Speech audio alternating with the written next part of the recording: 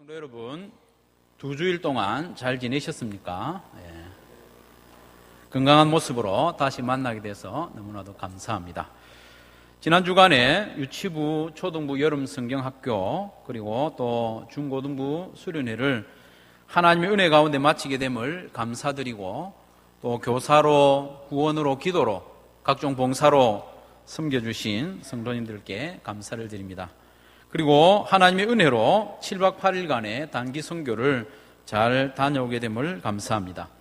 오후에 보고하는 시간이 좀 있겠습니다만은 참 감사한 것은 우리가 가장 일본으로 기도한 것이 가지고 가는 많은 의약품과 또 의료기기들을 공항에서 잘 가지고 들어갈 수 있도록 그렇게 기도를 했는데 하나님의 은혜로 아무런 검사도 없이 그렇게 통과했습니다. 그 많은 가방 속에 약이 많이 숨어 있었는데 알았는지 몰랐는지 그냥 다 들어갔습니다. 그것을 당연한 것으로 여길까 싶어서 우리 하나님께서는 돌아오는 김해공항에서 그것이 당연한 것이 아니고 은혜였다는 것을 확인시켜 주셨습니다. 태국 갈 때 약품이 많았겠습니까? 돌아올 때 남은 약이 많았겠습니까? 갈 때 약이 훨씬 더 많았죠. 돌아올 때 남은 약을 좀 가지고 왔는데 김해공항에서 그게 걸린 거예요. 그래서 조사를 받고 또 고문까지는 아니지만 이렇게 조금 고난을 겪은 일이 있습니다. 그것을 보면서 태국 스완나폼 공항을 통과한 것이 우연이 아니고 하나님의 은혜였구나 확인하게 되었습니다. 출발 때부터 돌아올 때까지 전적으로 하나님께서 우리를 인도해 주셨음을 고백하며 모든 영광과 감사를 하나님께 올려드립니다. 구원해 주시고 기도해 주신 여러분께 또한 감사를 드립니다. 이번 단기 선교 주제는 사도행전 16장 9절의 말씀에 따라 건너와서 우리를 도우라 이렇게 주제를 가지고 갔습니다. 그래서 단기 선교 기간 동안 사도 바울의 2차 선교 여행과 3차 선교 여행을 기록하고 있는 사도행전 16장부터 22장까지 말씀을 매일 한 장씩 묵상하도록 했는데 다들 잘 하셨는지 모르겠습니다. 저로서는 이번 단기 선교 일정 가운데 베풀어 주신 하나님의 은혜와 또 하나님이 이미 행하시는 여러 가지 일들을 보면서 큰 도전과 은혜를 받았습니다. 또한 그에 못지않게 말씀을 묵상하는 중에 제가 마치 사도 바울의 2차 선교 여행과 3차 선교 여행을 같이 다닌 것 같은 그런 감동과 은혜를 경험하게 되었습니다. 그래서 오늘 말씀을 통해서 선교 보고 아울러 은혜 받은 그 말씀을 나누고자 합니다. 우리가 읽은 이 사도행전 20장 24절 말씀은 사도 바울의 이 선교 여행 전체를 한마디로 요약하는 것이라고 볼 수 있습니다. 이제 3차 전도 여행을 마치고 예루살렘으로 올라가는 중에 고백한 내용이죠. 내가 달려갈 길과 주 예수께 받은 사명 곧 하나님의 은혜에 복음을 증언하는 일을 마치려 하면은 나의 생명조차도 조금 더 귀한 것으로 여기지 않는다 이렇게 고백을 하면서 예루살렘으로 올라가고 있죠. 이 말씀은 바울의 선교 여행뿐만 아니라 그의 인생 전체를 요약하는 것이라고 말할 수 있습니다. 왜냐하면 24절에 나오는 이 사명이라는 것이 사도 바울의 인생을 이끌어왔기 때문입니다. 다메섹 도상에서 예수님을 만나는 그 순간부터 사도 바울이 순교하는 그날까지 이 사명에 따라 사도 바울이 살았기 때문에 24절 말씀은 사도 바울의 인생 전체를 요약한 것이다 그렇게 말할 수 있겠습니다. 사도 바울은 오늘 말씀에서 이 사명을 예수님께 받았다, 주 예수님께 받았다 이렇게 고백을 합니다. 바울은 사명을 자기 스스로 정하지 않았습니다. 자기가 이루고 싶은 것, 또 자기가 달성하고 싶은 것을 사명으로 삼은 것이 아니라 주 예수께 받은 것을 사명으로 여겼다는 것이죠. 그런데 적지 않은 분들이 착각을 합니다. 자기 욕심에 따라서 스스로 사명을 정하고 그것이 주님께 받은 것으로 착각을 하고 그것을 위하여 인생을 살아가는 것이죠. 사명은 자기 스스로 정하는 것이 아닙니다. 주님께서 주시는 것이죠. 사도 바울은 이 사명을 이야기할 때 그 내용을 하나님의 은혜의 복음을 증언하는 것이 내 사명이다 이렇게 고백을 했습니다. 사도 바울의 사명은 두루뭉실하지 않았습니다. 분명하고 핵심적이었습니다. 내 사명은 하나님의 은혜의 복음을 증언하는 것이 내 사명이다. 그리고 바울은 이 사명이 자기의 무엇보다 귀하다고 했습니까? 생명보다 귀하다고 했습니다. 사명이 생명을 위해서 있는 것이 아닙니다. 내 생명을 좀 가치 있게 하기 위해서 사명이 있는 것이 아닙니다. 오히려 나의 생명이 사명을 위해서 있다. 그렇게 고백을 합니다. 사도 바울의 이 결연한 고백을 듣는 성도들은 대체로 부담을 느끼죠. 여러분 좀 부담되지 않습니까? 내 사명을 마치려 하면은 나의 생명조차도 조금 더 귀한 것으로 여기지 않는다. 이렇게 고백하는 바울의 말에 부담을 느낄 뿐더러 심지어는 두려움까지 느껴지지 않습니까? 내가 어떻게 사명을 위해서 생명을 버릴 수 있을까? 그래서 말을 들으면서 빨리 우리는 마음을 조금 닫는 경향이 있어요. 나는 절대로 사도 바울처럼 생명을 버리면서까지는 이 사명의 길을 가고 싶지 않아. 내가 그렇게 어떻게 갈 수 있겠어 하면서 단념하기도 합니다. 그러나 성도 여러분, 무엇이 더 심각한 일인지 좀 가만히 생각해 봐야 되겠습니다. 사명을 위해서 목숨을 내어놓는 것과 또 목숨을 내어놓을 만한 사명이 없는 것 중에 어느 게 더 심각한 문제입니까? 다시 한번 말씀드립니다. 사명을 위해서 내가 목숨을 내어놓는 그것과 내가 목숨은 있는데 이 목숨을 내어놓을 만한 사명을 발견하지 못한 것, 그 두 가지 중에 뭐가 좀 더 심각한 문제입니까? 여러분 어떤 인생을 살고 싶습니까? 사명을 위해서 목숨을 거는 인생을 살고 싶습니까? 아니면 목숨을 걸 만한 사명은 제쳐두고 그냥 인생을 그렇게 살고 싶습니까? 그렇게 편안하게 살고 싶습니까? 우리는요, 좀 두렵고 떨리는 마음이지만 사명을 위해서 목숨을 내어놓는 그런 인생을 살아가야 하겠습니다.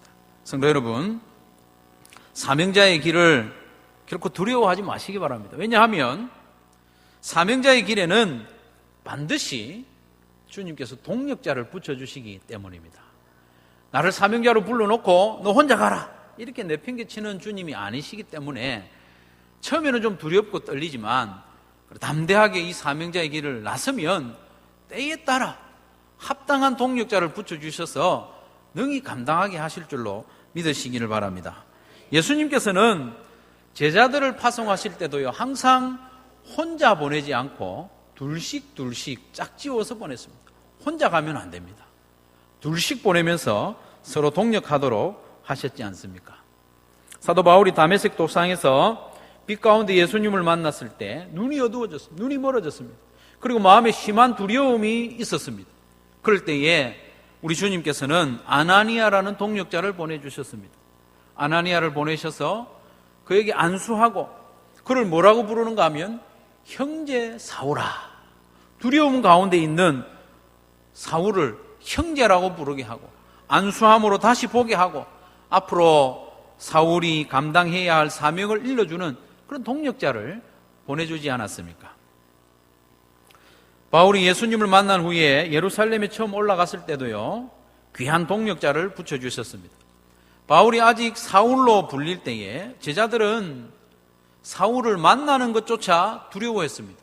그의 악명이 너무나도 높았기 때문에 아예 만나려고도 하지 않았는데 그때 사울을 제자들에게 안내하고 그 사울의 회심이 진심이라는 것을 변호해 준 사람이 있었으니 바로 바나바라는 인물이지 않습니까? 바나바는 신실한 동력자였습니다. 그래서 바울과 함께 1차 선교 여행을 잘 마친 것을 우리가 알지 않습니까? 바나바가 얼마나 신실한 동력자였는지 말씀을 통해서 살펴보면 1차 선교 여행을 출발할 때에 그 선교팀의 대표자가 누군가 하면 바나바였습니다. 바나바와 바울이 선교여행을 출발했다 이렇게 우리에게 말씀하시는데 선교여행이 진행되는 동안에 사도행전 13장 13절을 기점으로 해서 바울과 바나바로 이 순서가 바뀌는 거예요. 이름이. 대표자가 바뀌어버렸어요.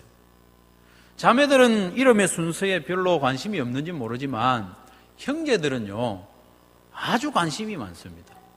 특별히 내가 이름이 먼저 나와서 출발을 했는데 가다 보니까 이름이 바울이 먼저 나오는 거예요. 마음이 많이 상하는 일입니다. 어쩌면 집으로 가버리고 싶은 마음이 생길 수도 있습니다. 왜 그렇게까지 짐작할 수 있는가 하면 1차 선교 여행 때 동행했던 마가 요한이 집으로 돌아가 버리지 않습니까? 중간에. 선교 여행이 고되어서 돌아갔을 수도 있고 그 돌아간 시점이 가만히 살펴보면 바울의 이름이 먼저 나올 때 돌아가 버린 거예요. 바나바는 자기의 삼촌인데 삼촌이 이 선교 여행의 대표자로 갈 때는 기쁨으로 동행을 했는데 갑자기 대표자가 바울로 바뀌니까 돌아갔다, 이렇게 해석하는 성경학자들도 많이 있습니다. 그만큼 이 이름의 순서가 참 중요한데 바나바는 얼마나 신실했는지 자기가 대표자가 되든 아니면 다음에 이름이 나오든 관계없이 개의치 않고 오직 복음이 전파되는 그것에만 기뻐하고 동력했던 것을 볼 수 있습니다. 얼마나 신실한 동력자였는지 모릅니다. 바울은 2차 선교 여행을 앞두고 뜻하지 않게 바나바와 심히 다투지 않습니까? 아까 말씀드렸던 마가 요한을 다시 데리고 갈 건지 말 건지 그것을 가지고 심히 다투어서 결국 둘은 갈랐습니다. 바나바는 마가 요한을 데리고 구브로로 떠났습니다. 이제 바울이 혼자 남았는데 이때요, 참 하나님께서 신실한 동력자를 준비시켜 주셨어요. 신라라는 동력자를 준비시켜 주셔서 2차 선교 여행을 무사히 감당하게 하시지 않습니까? 신라는 예루살렘 교회의 지도자였습니다. 지도자였는데 안디옥에 있는 이방인 그리스도인들에게 전해주는 그 장로들의 편지를 가져왔어요. 가져와서 읽어주고 또 부흥회를 인도한 종이었죠. 신라. 마침 그 신라가 안디옥에 있음으로 말미암아 바울이 그와 함께 동력하게 되었다. 성경이 우리에게 말씀해 주고 있습니다. 루스드라에서 만난 디모데는 우리 주님께서 특별히 준비하신 바울의 동력자입니다. 디모데는 바울의 영적인 아들로 불리워지고 바울이 죽어가면서 마지막까지 부탁의 편지를 썼던 사람이 디모데일 만큼 디모데는 신실한 동력자였습니다. 루스드라는 1차 선교 여행 때 바울이 돌에 맞아 죽었던 그런 도시입니다. 그런 피 흘린 고난의 현장에서 우리 주님께서는 신실한 동력자를 예배해 주셨다는 것을 보게 됩니다. 뿐만 아니라 2차 선교 여행 때 가장 오랫동안 머물렀던 고린도에서 또 동력자를 만나게 해주신 걸 봅니다. 브리스길라와 아굴라. 브리스길라와 아굴라는 신실하게 준비되어서 에베소에서 사역을 감당했고 또 바울이 로마에 가기 전에 벌써 먼저 로마에 들어가서 사역을 준비해주는 그런 동력자로 준비된 것이 브리스길라와 아굴라 부부입니다. 그리고 바울이 죄수의 신분으로 로마를 향해서 갈 때 우리 주님께서는 이 바울에게 동력자를 또 보내줍니다. 바울이 로마로 올라갈 때 마음이 상당히 두려웠던 모양입니다. 죄수의 신분으로 로마로 끌려가는 그 길에 두려워하는 바울을 마중 나오는 동력자가 있도록 해주셨습니다. 사도행전 28장 14절 15절에 거기서 형제들을 만나 그들의 청함을 받아 이래를 함께 머무니라. 그래서 우리는 이와 같이 로마로 가니라. 그곳 형제들이 우리 소식을 듣고 앞비오 광장과 트레이스 티베르네까지 맞으러 나오니 바울이 그들을 보고 하나님께 감사하고 담대한 마음을 얻었다. 이렇게 하고 있습니다. 동력자들이 로마에서부터 멀리까지 마중 나와서 바울을 위로했는데 바울은 그들에게 우선 감사한 것이 아니라 하나님께 감사했다. 그리고 담대한 마음을 얻었다고 하는 것은 이미 사도 바울의 마음이 지금 불안해 있었다는 것이죠. 그때 동력자를 붙여주신 우리 주님을 보게 되는 것이죠. 심지어 바울이 로마의 감옥에 갇혀 있을 때에도 감옥 안에서조차 동력자들을 계속 붙여주셨어요. 골로새서 4장 10절 말씀해 보면 아리스다고가 함께 갇혀서 자기와 동력했다고 고백하고 있고, 빌레모스 1장 23절에도 보면 에바브라라는 동력자가 자기와 함께 감옥 안에서 동력했다 이렇게 고백을 하고 있습니다. 특별히 로마서 16장에 보면요, 참으로 놀라운 기록이 나옵니다. 이렇게 16장에 보면 한 장 전체에 걸쳐서 하나님이 바울에게 붙여주신 동력자의 이름을 일일이 기록을 하고 있습니다. 누구누구에게 문안하라, 누구누구에게 문안하라. 한 장 전체를 그렇게 이야기하고 있습니다. 사실은 로마서 16장에 나오지 않은 바울의 동력자가 훨씬 더 많았습니다. 이처럼 사도 바울이 사명의 길을 고난 가운데 한 걸음씩 한 걸음씩 걸어갈 때에 그때마다 합당한 동력자들을 붙여주신 우리 주님을 찬양합니다, 여러분. 찬양하시길 바랍니다. 그리고 동력자를 붙여주시는 그 주님을 신뢰하고 믿으시기를 바랍니다. 우리도 주님께서 맡겨주신 그 직분을 가지고 또 사명을 짊어지고 한 걸음씩 걸어 나갈 때 때로는 우리가 힘들 때가 있지 않습니까? 지칠 때도 있는데 그럴 때마다 주님께서 우리를 홀로 내버려 두지 않고 때마다 합당한 동력자를 붙여주시는 것입니다. 함께 걸어갈 사람, 함께 일할 사람을 때마다 붙여주시는 것입니다. 어떤 때는 동력자가 없어 보일 때도 있어요. 정말 내 혼자 이 일을 하고 있다. 그래서 외로운 때가 있습니다. 그러나 그럴 때라도 동력자가 없는 것이 아닙니다. 다만 내가 발견하지 못할 뿐입니다. 내 눈앞에서 동력하는 사람은 없을지라도 내가 보지 못하는 곳에서 동력하는 분들이 많이 있습니다. 한 교회가 이렇게 든든히 세워졌다는 것은 눈에 보이지 않는 일꾼, 내가 알지 못하는 동력자들이 많이 있다는 것을 여러분 믿으시고 믿음으로 감사하는 성도들이 되시기를 바랍니다. 이번 단기 선교 기간 동안에도 동력자를 붙여주시는 주님의 손길을 수시로 발견하면서 은혜를 많이 받았습니다. 우리를 인도한 최현 선교사님과 또 몇 분의 선교사님이 서로 동력하는 것을 보고 왔습니다. 선교지에서 홀로 일하는 것은 대단히 힘들고 외로운 일인데 서로 동력자가 되어서 그레이스 선교회라는 선교회를 조직하고 서로 동력하는 아름다운 모습을 보고 왔습니다. 최현 선교사님은 메소 신학교를 중심으로 사역하고 있었고 또 우리가 만났던 박권수 선교사님은 교회 개척 사역을 하고 있었습니다. 그런데 이 두 분이 정말 절묘하게 서로에게 동력자가 되어주는 것을 보았습니다. 신학교 사역에는 사역지가 필요합니다. 그렇지 않습니까? 신학교를 통해서 배출된 사역자가 일할 사역지가 필요합니다. 그리고 교회를 개척해 두면 그 교회로서는 사역자가 필요합니다. 준비된 사역자가 필요한데 최연 선교사님과 박권수 선교사님은 서로 동력하는 아름다운 모습을 우리에게 보여주었습니다. 특별히 최연 선교사님을 가장 가까이에서 돕고 있는 한 형제가 있었는데 메소신학교 1회 졸업생이었습니다. 이름은 좀 어렵습니다. 툭바인띠입니다. 툭바인띠. 이 전도사가요 얼마나 신실한지 모릅니다. 미얀마인으로서는 정규 고등학교 과정도 다 마치지 못한 그런 볼품없는 사람입니다. 그러나 신실하게 준비되었고 또 영어도 참 잘했습니다. 그래서 어린이 사역에 너무나도 귀하게 쓰임받고 있는 것을 보았습니다. 최연 선교사님이 한국인으로서 한계를 가지고 있는 사역에 너무나도 귀한 동력자로 도움이 되고 있는 것을 보았습니다. 최연 선교사님은 의료 선교팀을 위해서 통역을 하고 도와주고 있을 때 문화사역팀을 얼마나 잘 도와줬는지 이 툭바인띠 형제가 참 귀했습니다.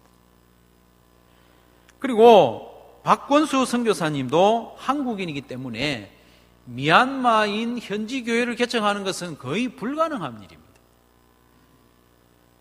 한계가 있습니다. 그런데 절묘하게 미얀마인 목사, 생뚜 목사라는 목사를 붙여주셔가지고 이 두 사람이 손을 잡고 가는 곳마다 교회를 개척하고 기도처를 세우고 전도처를 세우고 미얀마인들에게 복음 전하는 모습을 보게 되었습니다. 한국인으로서 미얀마인들을 직접적으로 선교하는 데는 분명히 한계가 있었습니다. 그래서 하나님께서는 최연 선교사님에게는 툭바인띠 형제를 동력자로 붙여주셨고, 박권수 선교사님에게는 생뚜 목사님을 동력자로 붙여주셨습니다. 그래서 하나님이 하나님의 일을 하게 하신 것입니다. 사랑하는 성도 여러분, 우리가 주님의 몸된 교회를 섬기고 작은 일에나마 사명을 가지고 한 걸음씩 나아갈 때 내가 혼자 이 일을 어떻게 할까 두려워하지 마시기를 바랍니다. 비록 이름은 혼자 올라 있을지라도 우리 주님께서는 결코 혼자 그 길을 가도록 내버려 두시지 않습니다. 반드시 돕는 손길을 붙여주실 줄로 믿으시기를 바랍니다. 혹시 여러분 주위에 홀로 주의 교회를 섬기고 또 순종하다가 지쳐있는 사역자가 있는지 둘러보시기를 바랍니다. 지쳐있는 직분자 혹은 목자, 목녀, 교사 이 모양 저 모양으로 봉사하는 중에 지치고 상처받아 힘들어하는 성도들이 있으면 여러분이 먼저 손을 내밀어서 동력자가 되어주시기를 바랍니다. 그렇게 손을 내밀어 도울 때에 여러분은 그 누군가의 동력자가 되는 것이 아니라 주님의 동력자가 되는 줄로 믿으시기를 바랍니다. 동력함으로 사명을 감당하게 하시고 동력함으로 교회를 세우게 하시는 주님을 신뢰하시기를 바랍니다. 그리고 두 번째로 이 사명자의 길을 우리가 담대히 걸어갈 수 있는 것은 주님께서 우리와 항상 함께 하시기 때문입니다. 천하의 사도 바울도 때로는 마음이 흔들렸습니다.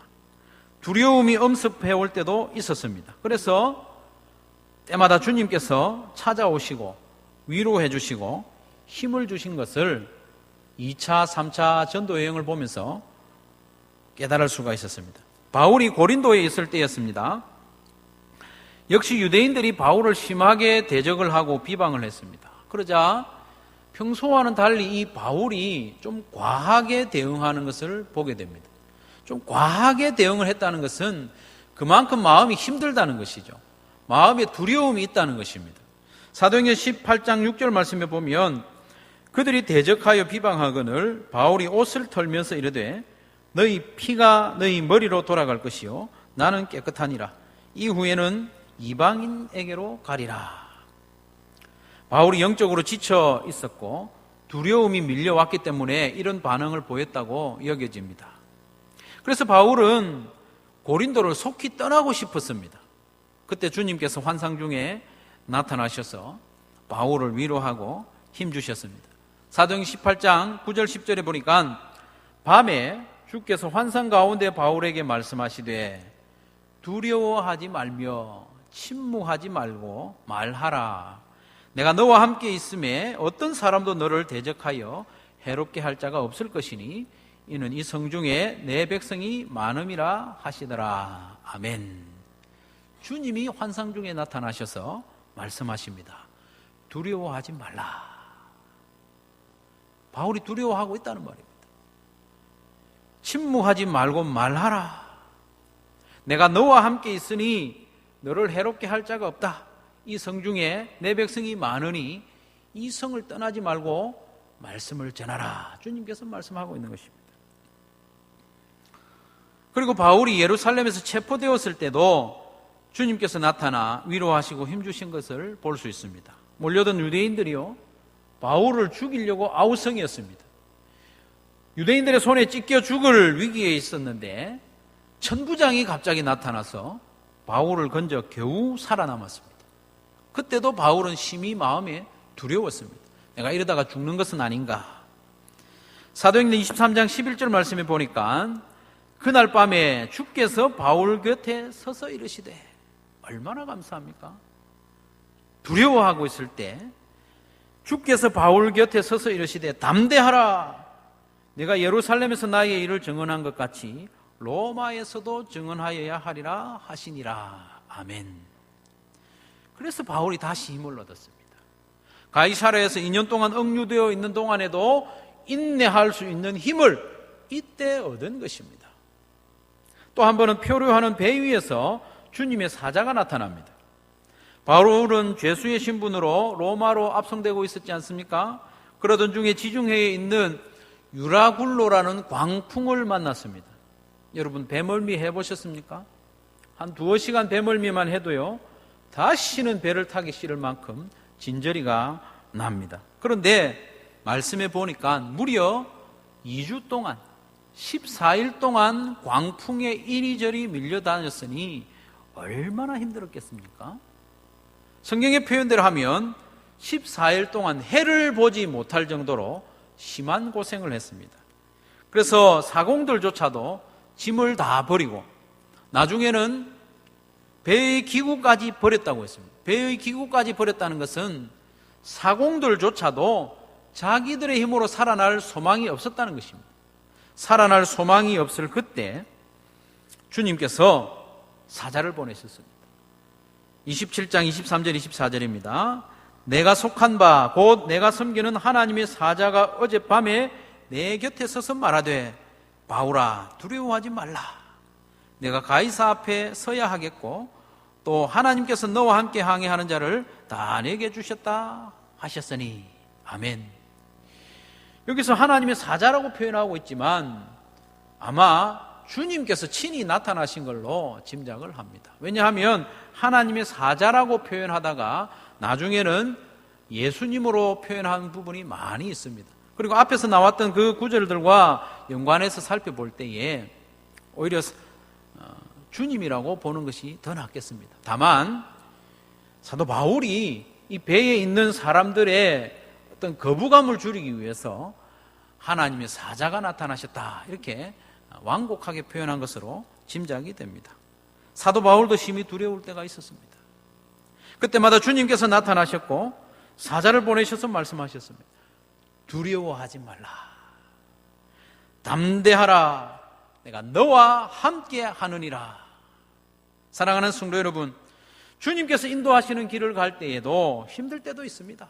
사명자의 길을 갈 때, 주님께서 나에게 맡겨주신 직분을 감당할 때도 때로는 낙심되고 두려움에 사로잡힐 때도 있습니다. 사도 바울도 그랬으니까요. 그러나 성도 여러분, 그럴 때마다 주님께서 위로하시고 말씀으로 힘주실 것을 기대하고 믿는 저와 여러분이 되시기를 바랍니다. 저도 이번 단기 선교를 통해서 주님이 가까이 함께 계신다는 것을 체험하고 또 감사하며 돌아왔습니다. 이번 단기 선교 기간 동안 저는 공식적으로 2번 설교를 하게 되어 있었습니다. 메소신학교에서 한 번 설교를 하게 되어 있었고 미얀마인 교회 타교회라는 곳에서 설교를 하게 되어 있었습니다. 원활한 통역을 위해서 최현 선교사님께 미리 설교를 보내드려야만 했습니다. 메소신학교에서 할 설교는 미리 보내드렸는데 타교회에서 할 설교가 문제였습니다. 준비가 안 되는 거예요. 2주일 전부터 준비를 시작했는데 무슨 설교를 해야 할지 도무지 정리가 안 되는 것입니다. 마지막 이틀을 남겨두고는 집중적으로 설교를 준비했는데 여전히 준비가 되지 않았습니다. 출발 전날 밤 11시까지 목양실에 앉아서 설교를 준비하고 있는데 정리가 안 되는 거예요. 제가 단기 선교를 돌아와서 컴퓨터를 정리하며 이 창을 닫는데 제목이 정해지지 않은 이 문서가 7개나 있는 거예요. 이 말은 무슨 말인가 하면 설교를 7번이나 준비를 했다가 정하지 못하고 그냥 넘어간 것이죠. 그래서 어쩔 수 없이 태국에 가서 준비를 해야겠습니다. 이렇게 선교사님에게 메시지를 남겼는데 그때가 시간이 7월 21일 밤 11시 3분이었습니다. 무거운 마음으로 태국으로 갔죠. 결국 7월 24일 밤 늦게 억지로 설교를 완성해서 원고를 선교사님께 넘겨주었습니다. 7월 26일 주일 아침이 되었습니다. 타 교회로 가는데 그날따라 비가 참 많이 왔습니다. 비가 많이 오는 가운데도 성도들이 모여서 예배를 드리는데 찬양을 같이 했습니다. 우리는 알아듣지 못하는 찬양을 하는데 얼마나 은혜가 되든지. 저들의 찬양이요 정말 간절했습니다. 간절하게 하나님의 은혜가 아니면 우리는 죽겠습니다라는 그런 마음으로 찬양을 하는 것을 우리가 곁에서 지켜보았습니다. 그 동영상을 한번 잠시 보겠습니다. 한 1분 정도 되는데.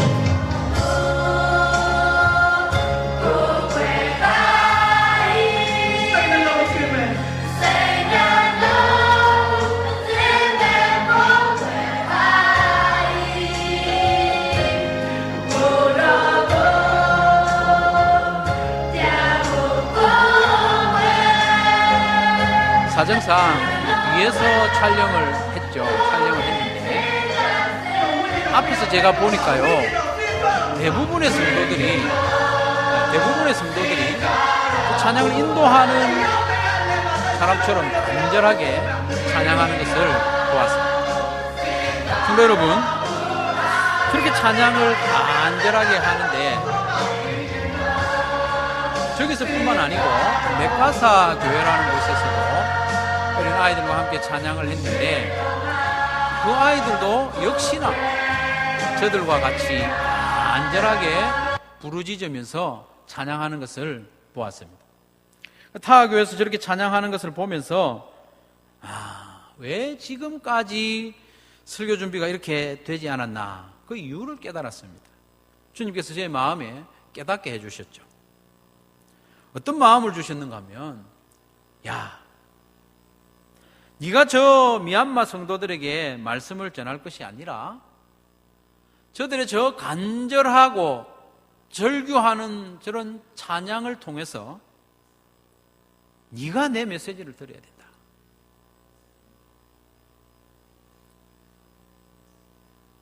나의 메시지를 저 미얀마 성도들이 들어야 할 것이 아니라 저들의 찬양을 통해서 저와 또 함께한 단기 선교팀과 이미 배가 부른, 그래서 간절한 찬양과 온전한 예배를 드리지 못하는 한국 교회의 성도들이 그 메시지를 들어야 된다, 그런 마음을 주시는 거예요. 그러고는 설교단에 서야 했는데 제가 준비한 설교로 도저히 설교할 수가 없었습니다. 정말 막막했습니다. 그런데 주님께서 함께 하셨습니다.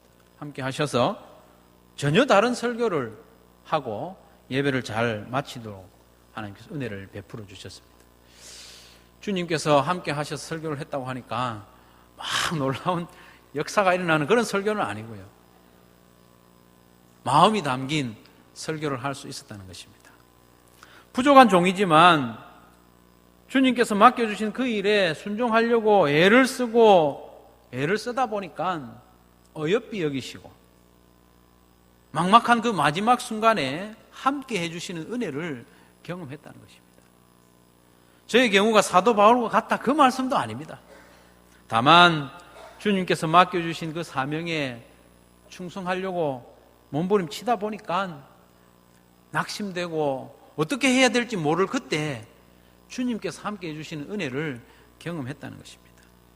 사랑하는 성도 여러분, 여러분 가운데서도 그럴 때가 가끔 있지 않습니까? 분명히 주님께서 맡기신 일을 충성하며 한 걸음씩 나아왔는데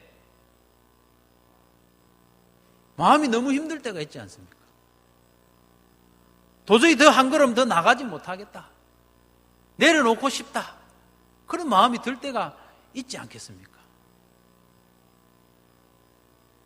그럴 때 눈을 들어서 하늘을 바라보고 눈을 들어서 나와 함께 하시는 임마누엘의 하나님을 바라보는 성도들이 되시기를 주님의 이름으로 축원합니다. 성도 여러분, 우리 주님께서는 결코 나를 혼자 가도록 내버려 두지 않습니다. 동력자를 붙여주시고 더 힘든 순간에는 주님이 친히 함께 하시고 친히 말씀하셔서 내게 힘주시는 은혜로우신 주님이심을 믿으시기를 바랍니다. 사랑하는 성도 여러분, 여러분에게는 사명이 있습니까? 이런저런 손해를 보면서까지 내 자존심과 명예를 훼손시켜 가면서까지 뚜벅뚜벅 걸어가야 할 그 사명을 발견하셨습니까? 땀을 흘리며 눈물을 흘리며 심지어는 피를 흘리기까지 내가 놓지 않아야 할 사명을 발견하셨습니까?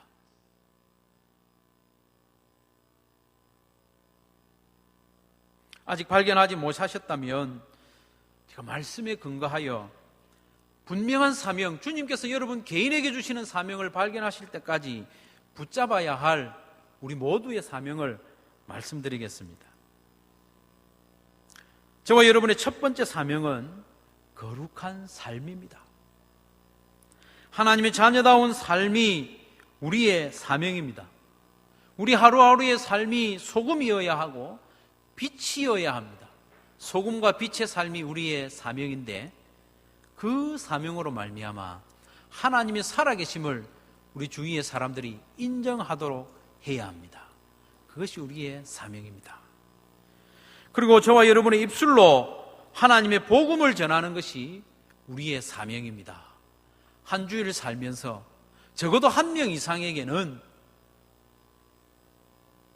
진지하게 하나님의 복음을 전하는 저와 여러분이 되기를 바랍니다. 그리고 주님의 몸된 교회를 섬기는 것이 우리의 사명입니다. 무엇 한 가지라도 주의 몸된 교회를 위해서 섬기시기를 바랍니다. 교회를 섬기는 것이 우리의 사명입니다.